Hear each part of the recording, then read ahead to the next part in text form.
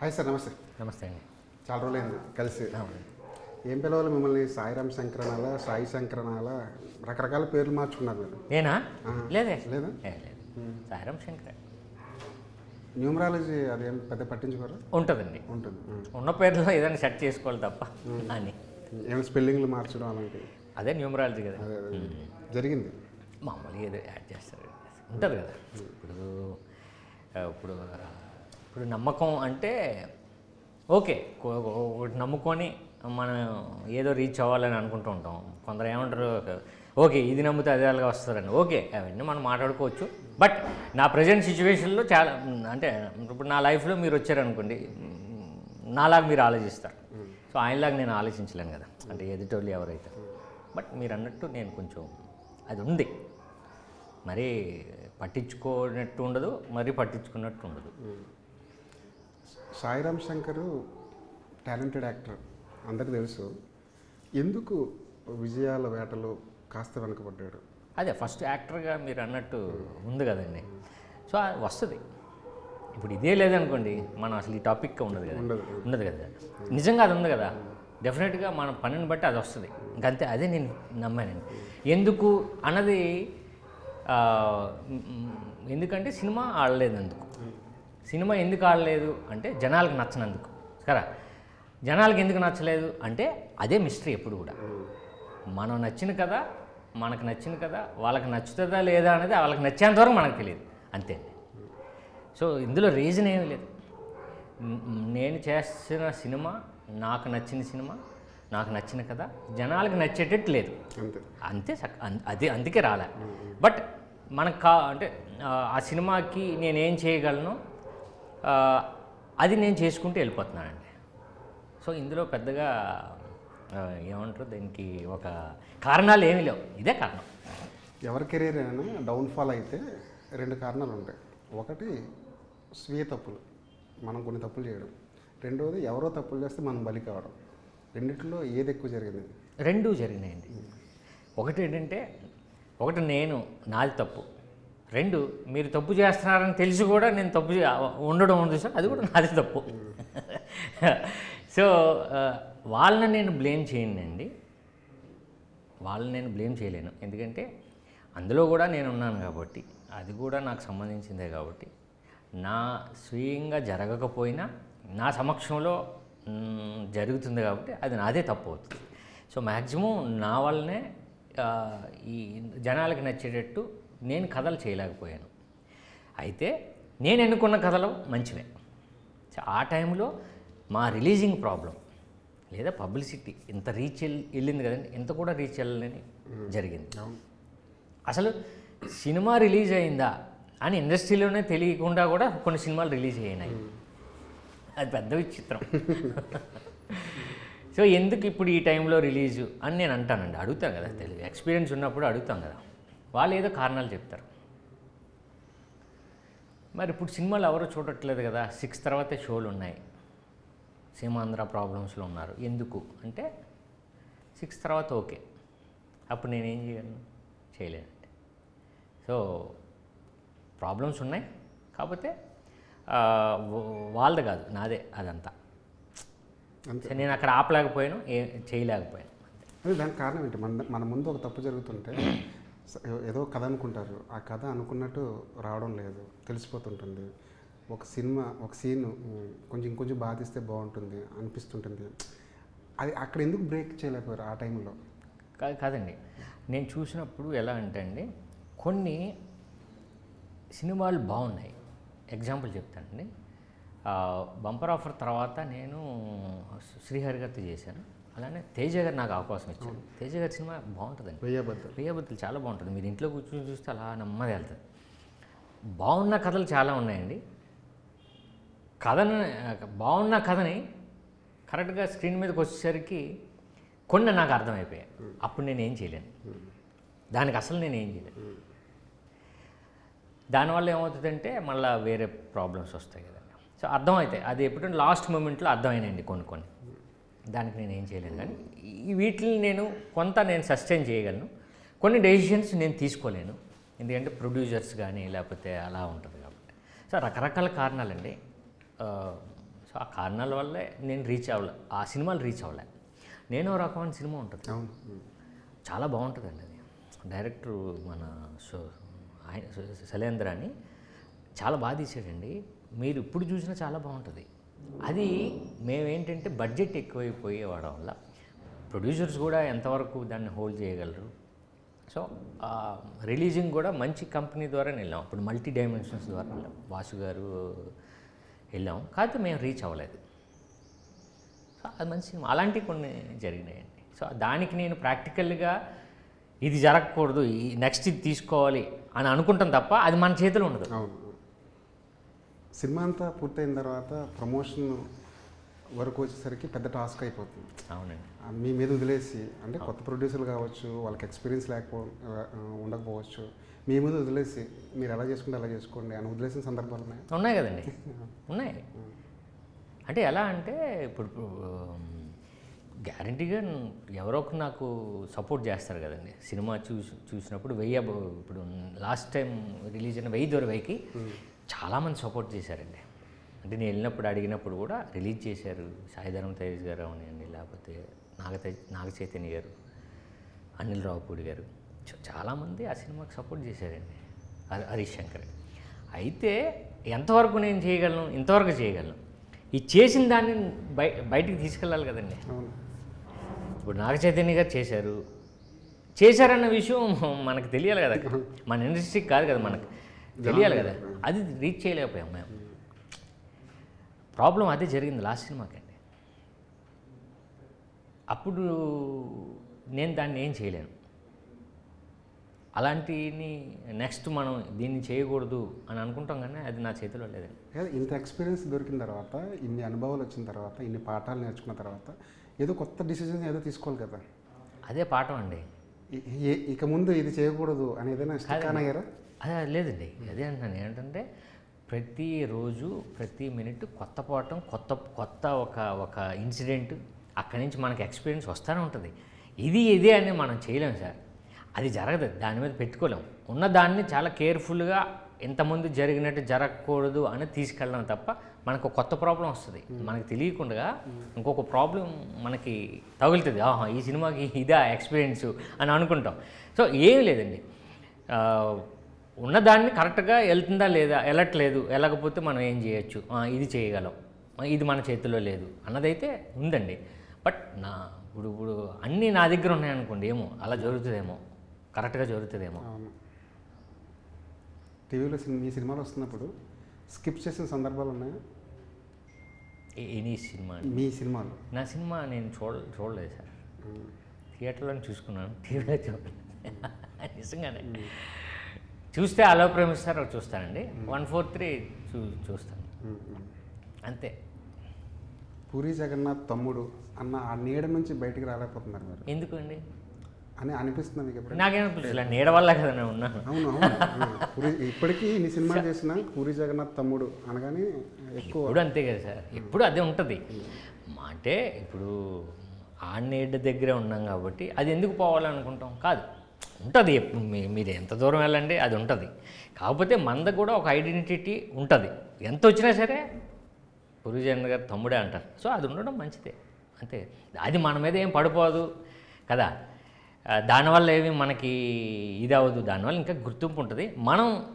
నాకు ఇంకా ఇప్పుడు సక్సెస్ పడింది అనుకోండి, ఇప్పుడు ఒక పథకం ఆడింది అనుకోండి, ఇది కూడా యాడ్ అవుతుంది, అంతే కదండి.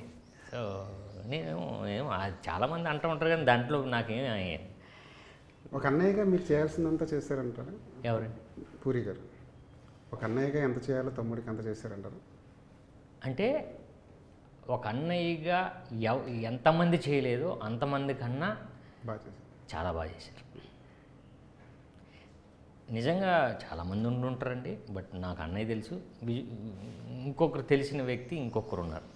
సో ఇద్దరు ఏంటంటే అండి, ఫ్యామిలీని ఎలా ఓకే ఈడున్నాడు, ఈయన ఏం చేద్దాం, ఈయన హీరో చేద్దాం. ఇంకొక గణేష్ మా రెండో అన్నయ్య ఉన్నాడు, ఈయనకి ఏం ఇంట్రెస్ట్, పాలిటిక్స్లో ఏం చేద్దామని ఆలోచించడం కాదండి, స్టెప్ వేయాలి కదా. స్టెప్ ఎప్పుడు వేయాలి? స్టెప్ వేసారంటే ఎప్పుడు వస్తుంది? డబ్బులు కదా, ఆ డబ్బుల దగ్గరే వస్తుంది సమస్య. సపోర్ట్ ఇవ్వడం అన్న తర్వాత నీకు నేను సపోర్ట్ ఉంటాను అంటే ఏం సపోర్టు? డబ్బు. అదే ధైర్యం, అదే ధైర్యం. ఆ ధైర్యం ఆయనకి పుష్కలంగా ఉంది. ఈవెన్ ఫాదర్ కూడా, ఈవెన్ మన తండ్రులు కూడా ఒక స్టేజ్లో ఆపేస్తుంది. లేదు, ఎంత కావాలి నీకు, ఎలా, దీనికి ఎంత ఖర్చు అవుతుంది, హీరోగా ఎన్ని సినిమాలు, 3 సినిమాలు, ప్రొడక్షన్ నాకు ఇంకో ఎంత ఖర్చు అయిందంటే మీకు తెలుసు కదండి. మరి ఆ ఖర్చు అన్నయ్యలుగా చేశారా, అన్నయ్య కన్నా ఎక్కువ చేశారంటే మనకు అర్థమవుతుంది. సో ఇద్దరు సార్ నాకు, ఒకరు మా అన్నయ్య, 2 చిరంజీవి గారు. వీళ్ళిద్దరిని చూడండి. ఆ ఫ్యామిలీ అంటే ఏం చేయాలి. సో మీరు అన్నట్టు కాదు, ఎక్కువ తండ్రిలాగా. చిరంజీవి గారు ఈ విషయంలో ఏ మేరకు ఇన్స్పిరేషన్ మీకు? ఇప్పుడు చిరంజీవి గారి పేరు తీసుకొచ్చి కాదు కదా, అన్నయ్యగా వాళ్ళ ఫ్యామిలీకి ఎంత సపోర్ట్ అంటున్నాను, అది దాని గురించి అండి. ఫ్యామిలీకి, తమ్ముళ్ళకి ఎంత సపోర్టు మా అన్నయ్య కానీ మెగాస్టార్ చిరంజీవి గారు కానీ. నిజంగా 143 టైంలో ఆయన ఏ పెద్ద హీరోదైనా సినిమా చేయొచ్చండి. కానీ మీకోసం చేశారు ఆ కథని మీకు అలాట్ చేసి ఆ టైంలో అంత బిజీ షెడ్యూల్లో ప్రొడ్యూస్ చేసి ఆ తర్వాత మళ్ళీ ఇంకో సినిమా ప్రొడ్యూస్ చేశారు, బంపర్ ఆఫర్ ప్రొడ్యూస్ చేశారు, కథ ఇచ్చారు. ఈ సినిమాకి వద్దాం. ఒక పథకం ప్రకారం చాలా పెద్ద ట్విస్ట్ ఉంది దీంట్లో, దాన్ని ఎవరు గెస్ట్ చేయలేరు, గెస్ట్ చేస్తే 10,000 ఇంత మాట్లాడుతున్నారు కదా. కాకపోతే ప్రజెంట్ సినారియోలో ఆడియన్స్ తెలుగు మీరిపోయాడు. వరల్డ్ సినిమా తెలుసు, వెబ్ సిరీస్ చూస్తున్నారు, సినిమా 10 నిమిషాల్లోనే ఏమవుతుందో గెస్ట్ చేస్తారు. అంత తెలుగు మీరిపోయిన ఆడియన్కి ఒక పజిల్ ఇవ్వడం కూడా ఒక ఛాలెంజ్. అవునండి. ఏంటి మీ గట్స్ ఏంటి? అంతే అండి. ఇప్పుడు చెప్పండి, నిజంగా తెలివైన వాళ్ళు చెప్తే హ్యాపీ, 10,000 కూడా ఇవ్వడానికి రెడీ అండి. ఇప్పుడు 10 మంది చెప్పారు, హ్యాపీ, 10 మందిలో ఒకరికి ఇస్తాం అంతే. కాకపోతే చెప్పండి, చెప్పితే నిజంగానే మీరు అన్నట్టు చాలా ఫార్వర్డ్లో ఉన్నారు, గెస్ట్ చేసేస్తారు. గెస్ట్ చేయరని మా నమ్మకం, గెస్ట్ చేయాలని నేను గెస్ట్ చేయాలనుకుంటున్నాను బట్ గెస్ట్ చేయరనే నా నమ్మకం. సో ఛాలెంజ్ అని అన్నాను సార్. మా సినిమాకి ఈ ప్రమోషన్ చాలా ఉపయోగపడుతుంది. అలా అని చెప్పి సినిమాలో కూడా ఆ స్ట్రెంత్ ఉంది. ఊరకనే అనేస్తే తెలిసిపోదు, నెక్స్ట్ సీన్లోనే కనిపెడేస్తారు. ఇది జరగదండి. కథ చెప్తున్నప్పుడు మీరు గెస్ట్ చేస్తారా? నేను గెస్ట్ చేయలేదండి, అవ్వదు అన్న. కానీ ఆ ఫజిల్ డైరెక్టర్ మీకు ఏమైనా ఇచ్చాడా? ఆ ఫజిల్ విలన్ ఎవరో చెప్తారా అనే ఫజిల్ అంటే నాకు స్క్రిప్ట్ చదువుకుంటే స్క్రిప్ట్ ఇచ్చాడండి, చెప్పలేదు. ఇప్పుడు ఏంటి నన్ను విలన్ చేస్తున్నాడా అనుకునేవాడిని, అర్థమైందా? చేసాడు కాదు, మరి ఎవరో ఈయన వస్తున్నాడు ఏంటి మళ్ళీ, ఇలా ఉందండి సినిమా అంతా. సో ఆ స్ట్రెంత్ అయితే ఉందండి, స్క్రీన్ ప్లే స్ట్రెంత్. మేము ఇంత చేస్తున్నాం కదా అని అనుకోవచ్చు ఆడియన్స్ కూడా, ఏమో వీడు బాగా చేస్తున్నారు అని ఒకరు అన్నాడు. ఇంకొకరు ఏమన్నారంటే, ఈ సినిమాకి 10 మంది రారు, మళ్ళీ 10,000 అంటే నేను కరెక్ట్ ఆయన చెప్పింది. ఆ 10 మంది రావడం గురించే ఈ ప్రమోషన్. అలా అని చెప్పి ఈ ప్రమోషన్ అందులో లేదనుకోడు, అందులో కూడా స్ట్రెంత్ ఉంది. సో మీరు చెప్పండి, మా వ్యక్తి అక్కడే ఉంటాడు, 10,000 తీసుకెళ్ళిపోండి.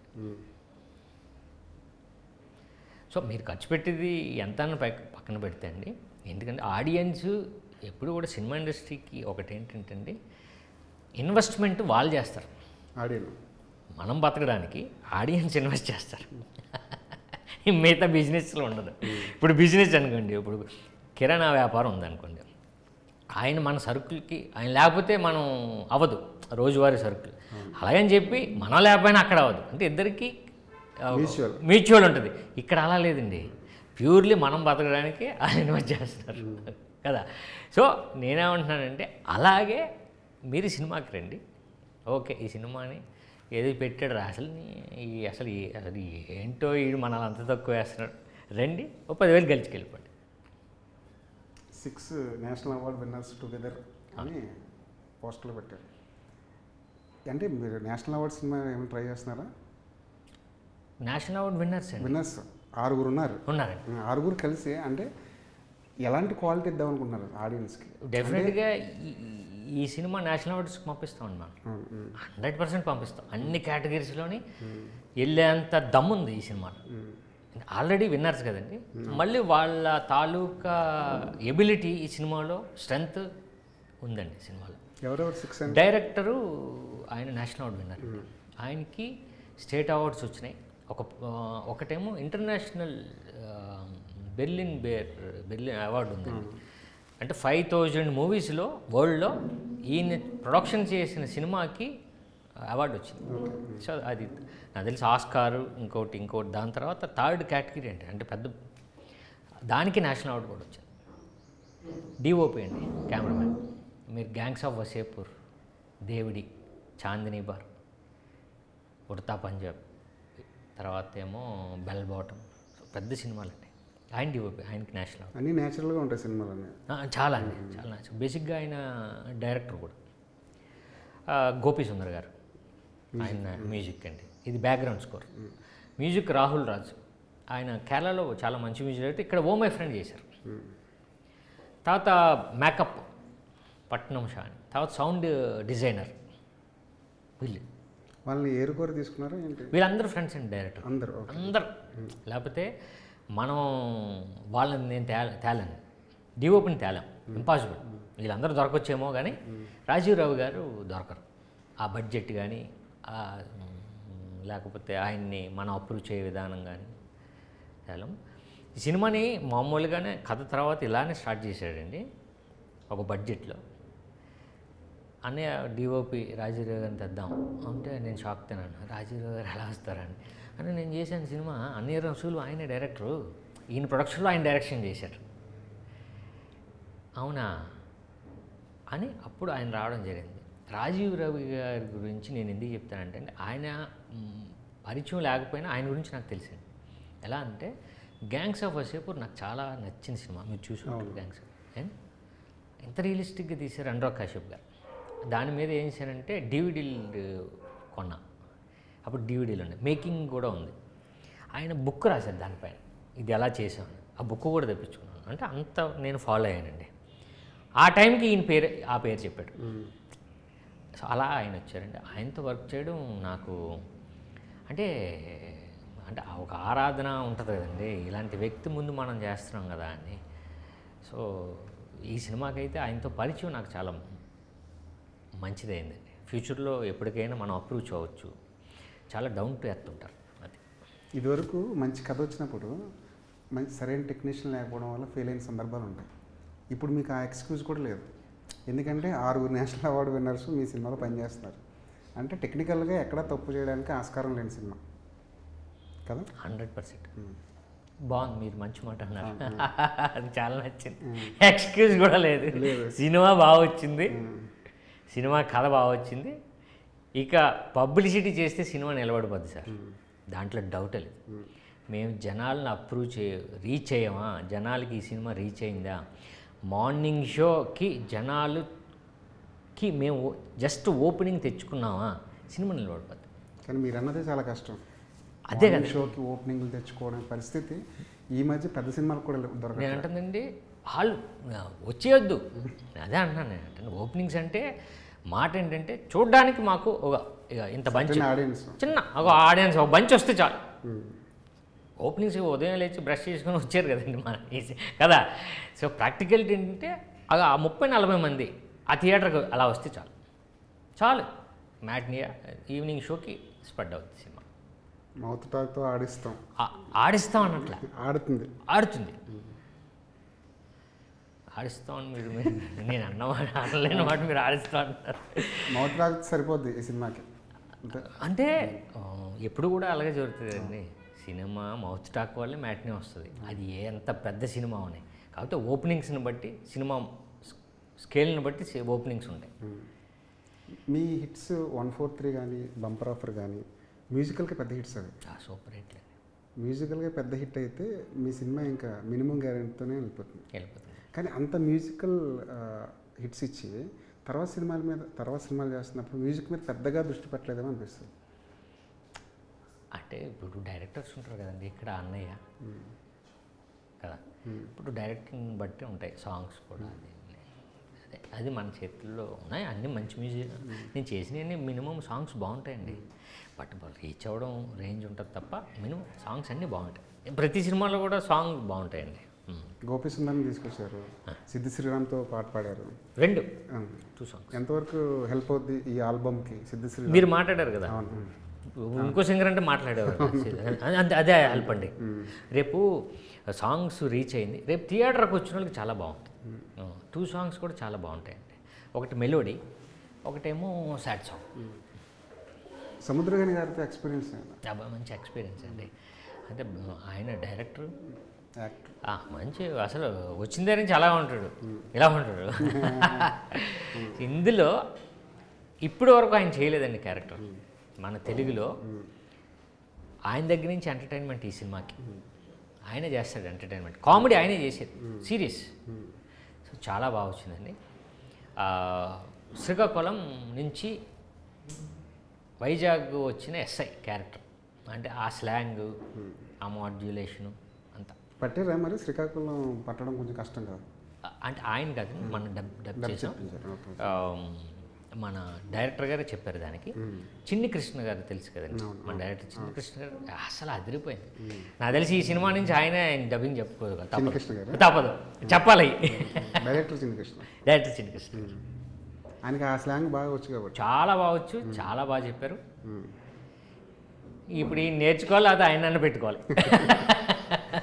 అసిస్టెంట్ డైరెక్టర్ దగ్గర నుంచి జర్నీ స్టార్ట్ అయింది కదా, డైరెక్షన్ వైపు ఎందుకు వెళ్ళలేదు?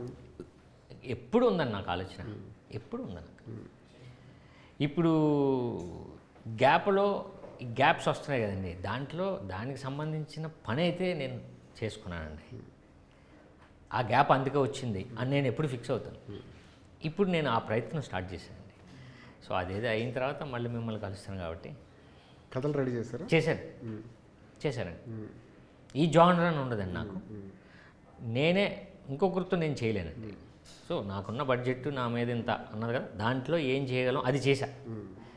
సో నన్ను నేను ఎలా ప్రజెంట్ చేసుకోవాలి అన్న దాని మీద నేను చేసుకుంటూ వెళ్ళానండి, చేశా. అసిస్టెంట్ డైరెక్టర్ ఎన్ని సినిమాలు చేశారు అన్నయ్య దగ్గర? నేను టోటల్గా 8 years పనిచేశాను. సీరియల్స్ బద్రి, దానికి ముందు సీరియల్స్ చేశాను. బద్రి, బాచి, ఇట్లు, ఇడియట్, అమ్మ నాన్న నేను చేయలేదండి. హిందీ బద్రి చేశాను, శివమణి. అసిస్టెంట్ డైరెక్టర్గా ది బెస్ట్ మూమెంట్ అంటే ఏం చెప్తారు? అంటే సెట్లు మిమ్మల్ని డైరెక్టర్ గారు తమ్ముడుగా చూసేవాళ్ళ, లేదంటే మీరు కూడా ఒక అసిస్టెంట్ డైరెక్టర్ అన్నట్టే చూసేవాళ్ళు? వాళ్ళు చూసేవారేమో, నేనైతే అలా ఉండేవాడిని కాదు. సో అది నేను అలా ఉండేవాడిని. ఈయన తమ్ముడే అని ఆడికి ఉండేది, కానీ నాలో అది లేకుండా నేను ఉండేవాడిని అండి. అలా ఉండేవాడిని కాదు.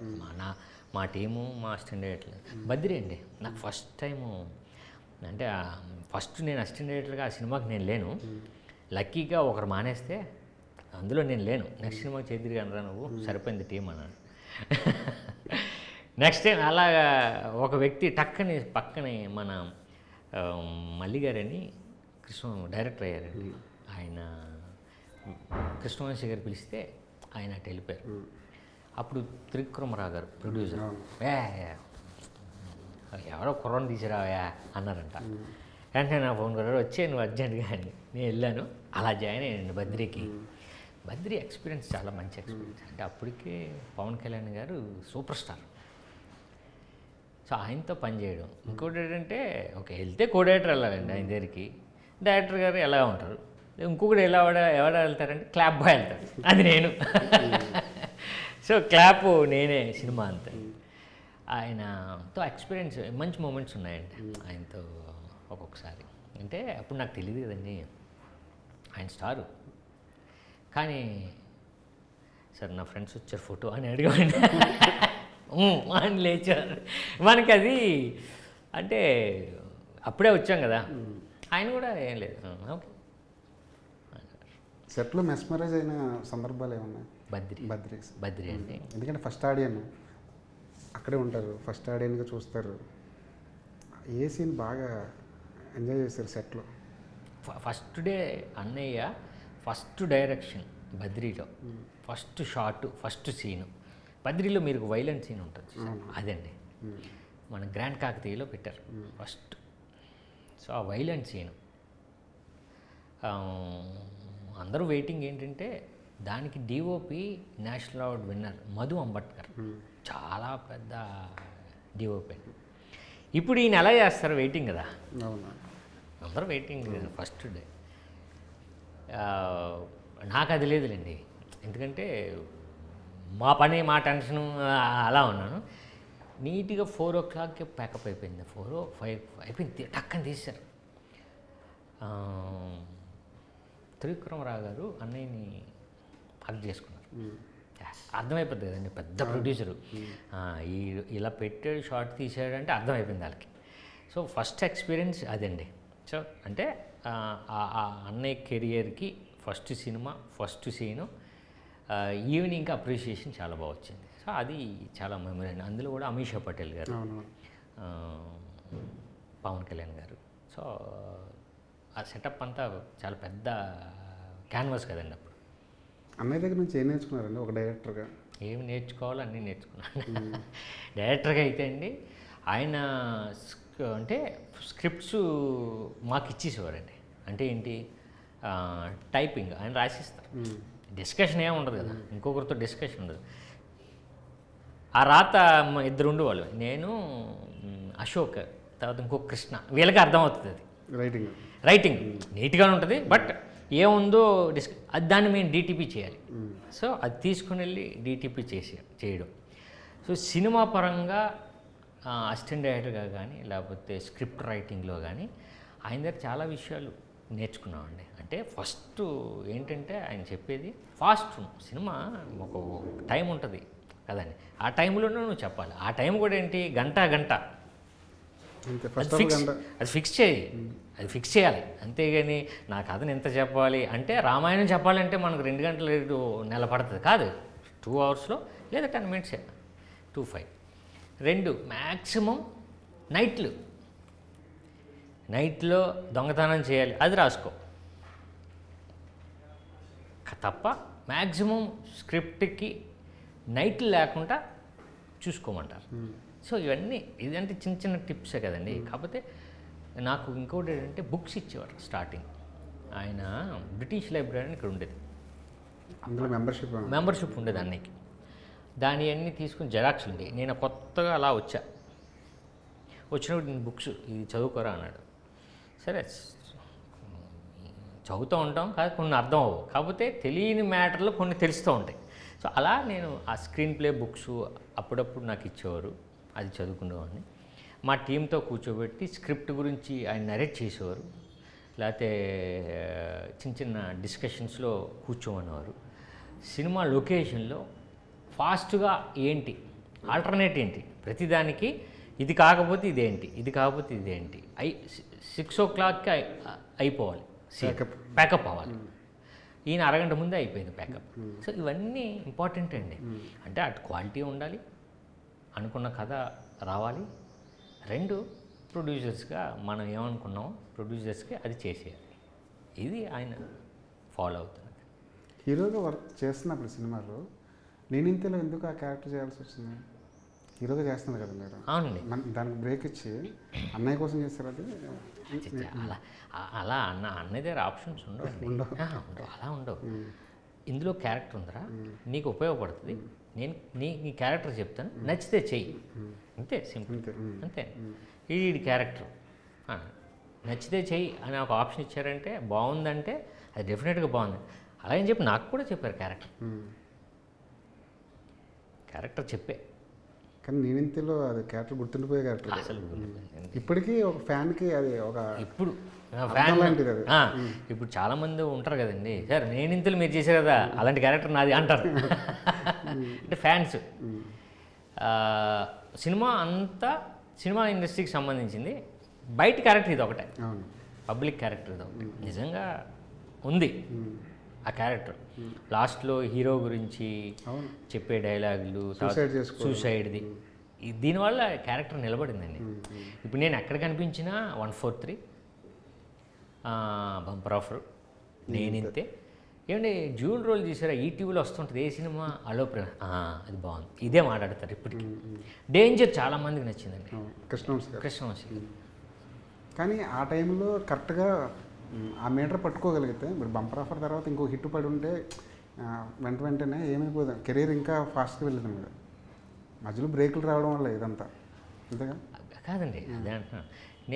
ఇప్పుడు అది జరగడం, ఇది జరగలేదు, అసలు నా దగ్గర ఆ గొడవ ఉండదు. ఫైనాన్షియల్గా ఓకేనా మీరు? పర్లేదండి, పర్లేదు. పర్లేదు అంతే. ఇప్పుడు సినిమాకి మనకి సరిపోద్ది అంతే. ఫైనాన్షియల్గా సపోర్ట్ కొంత తప్పదు కదండి. అప్పుడు అన్నయ్య సపోర్ట్ వస్తుంది, మా అమ్మ దగ్గర నుంచి వస్తుంది, లేకపోతే ఇంట్లో నుంచి ఏదో ఒక సపోర్ట్ లేకుంటే అయితే ఉండదు. బ్రదర్స్ ఉండదు, మనకున్న దాన్ని సరిపోతూ ఉంటుంది తప్ప చిన్న చిన్న సపోర్ట్లు అవసరం. సపోర్ట్ లేదురా వీడికి అని ఈ క్వశ్చన్ ఎప్పుడు పోద్దంటే సినిమాలు ఆడినాయి అనుకుంటాను మీరు. నా క్వశ్చన్ ఏది కాబట్టి ఇదంతా ఓపెనే కదండి. నేనింత తర్వాత మళ్ళీ అలాంటి క్యారెక్టర్ రాస్తే బాగుంది అన్నయ్య అనుకున్నారు ఎప్పుడైనా? ఎప్పుడు అనుకోలేదు. పోనీ ఒక సినిమా చూసి అన్నయ్య ఈ క్యారెక్టర్ నాకు ఇస్తే బాగుండేది కదా అని ఎప్పుడు అసలు ఆ డిస్కషన్ ఉండదండి. ఉండదు. నా దగ్గర నుంచి ఉండదు, అన్నయ్య ఆయన వైపు నుంచి ఉండదు. ఈ గొడవ ఉండదు అంటున్నాను నేను. అదే అంటున్నా, నాతో ఈ సినిమా చేయాలి లేదా ఎవరే నీతో ఈ గొడవ ఉండదు. నేను వెళ్తాను, నార్మల్గా మాట్లాడతాను, ఈ సినిమా ఈ ట్రైలర్ బాగుందని ఒకసారి చూడని అని పంపించాను. బాగుందిరా అన్నాడు. ఏంటి స్కీమ్ అంటే 11 దీని గురించి డిస్కస్ చేసాం. అయితే నువ్వు ఒకసారి వస్తే సినిమా చూపిస్తానని. ఓకే వస్తాను, అంతే అయిపోయింది. ఇంకంతే, అంతకన్నా ఎక్కువ నేను చాలా అన్నయ్య చాలా వాడాం. అన్నయ్య పెద్ద హిట్స్ కొట్టినప్పుడు, ఫ్లాప్లు కొట్టినప్పుడు ఆ రెండు సందర్భాల్లో అన్నయ్య మెంటాలిటీని దగ్గర నుంచి చూసుంటారు మీరు. ఆయన బిహేవియర్, ఆయన వాటిని తీసుకునే పద్ధతి, దాన్ని ఎలా అనలైజ్ చేస్తారు? సూపర్ హిట్ కొట్టినప్పుడు అన్నది పక్కన పెడదామండి. అది ఎప్పుడు బాగానే ఉంటుంది కదా. సూపర్ హిట్ కొట్టామంటే నెక్స్ట్ ఏంటి అంటే, ఫ్లాప్ కొట్టినా నెక్స్ట్ ఏంటి,